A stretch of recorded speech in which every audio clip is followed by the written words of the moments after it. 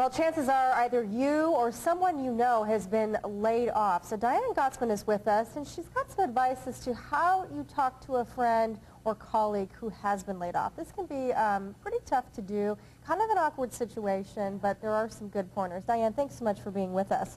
Let's just get right to the list. What are some things that we should do when you find out your friend or colleague has lost their job?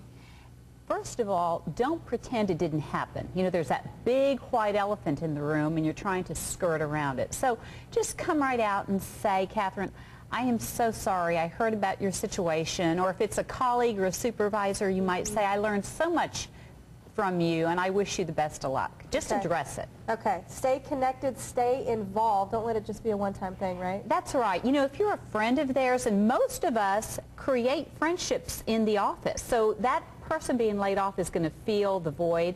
So call them, take them to lunch, check on them, make sure that they just don't feel isolated. Okay. Listen, encourage networking. Those are all, I mean, that's good to do. Yeah, and you know, always. When you get laid off, you know, you feel like you just want to crawl up in a hole. So I think it's important, if you are the person that still has your job, you know, still has access to networking abilities, and even if you're laid off, you have access to networking. Sure. Go to these functions and meet people. Step out of your box. You know, I think it's so important. If you were a bank teller before, you may think outside your box. You don't have to go and apply just for a bank teller job. You know, think about what else is out there. Look at it as an adventure. Okay, and remember to follow up with your friend.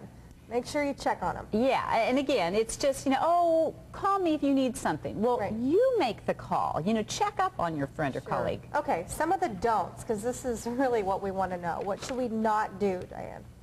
Better you than me, or oh my gosh, I can't believe that happened. Oh, I hope it doesn't happen to me. You know, all of these uncomfortable comments that we make because we have nothing else to say. Yeah. So just think before you speak. Sure. Okay. Stay involved. And again, that was the do. Sorry, I got to get my don'ts here. Let me get to my. Okay. Yeah. Don't criticize the person. That, I mean, that's kind of obvious. Don't criticize the person that fired the person. Is what I mean by that. Okay. So in other words, gosh, that guy is such a jerk. I couldn't stand him. You should sue.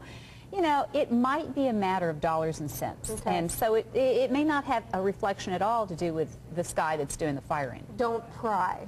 Don't be nosy. Okay. Follow the lead. If someone wants to talk about their layoff, you know, you say, I'm sorry, but then don't start asking questions. Let them start talking about it. Okay. Offer help and be sincere. Yes. You know, don't say, oh, what can I do to help you, if you have no intention of following through. Okay. And then avoid saying, call me if there's anything I can do, as we went over. Just call. Don't offer. Just do it. Okay. Ask the friend. Just do it. Okay. Very good. Diane, thanks so much. We appreciate it. It's my pleasure. Some good points for our viewers this morning.